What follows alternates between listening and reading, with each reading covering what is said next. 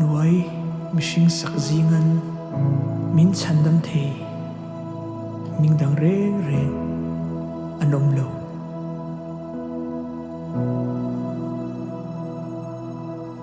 lali swaming ro pui faklam nat na muna bidon ruama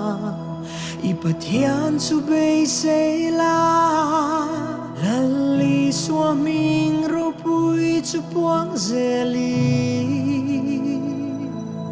le nu chonin van kathira itan hei kahla idam na lo then se boy na zong kian tir se Lawmna in na puar pelinom se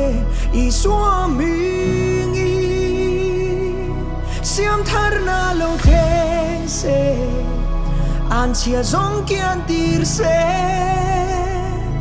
Saltang te chuana puana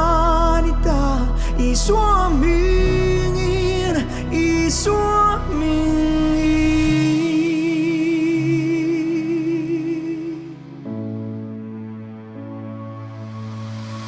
Hôm nay tu mình rau bụi faklam man som rua bụi lâu su dir se atu diam lu tak ne thì na than him min ngam lo la li so sak lo na le thei lo na te mun reng an chang to lo idam na lo then se boy na song kian tir se Lawmna in na puar pelinom se I swaming siam thar na lo then se an chia zong kian tir se saltang te chuana buana nita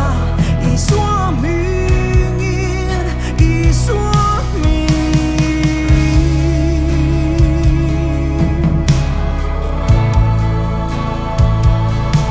nung thurup chu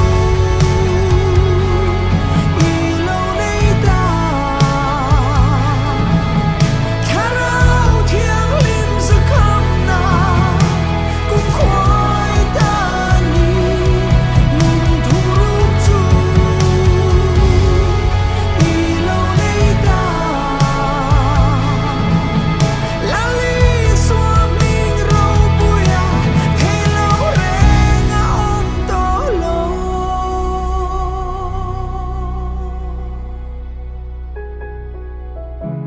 lalpa hei kan dil se mitui kara po Lawmna min pela phurit phur sum Kohhran nangma fakna lo chuak se Isu Krista hinga chuan ne na min pem se idam na lo then se boy na zong kian tir se Lawmna in na puar pelinom se I swaming siam thar na lo then se an chia zong kian tir se saltang te chuana puana nita I swaming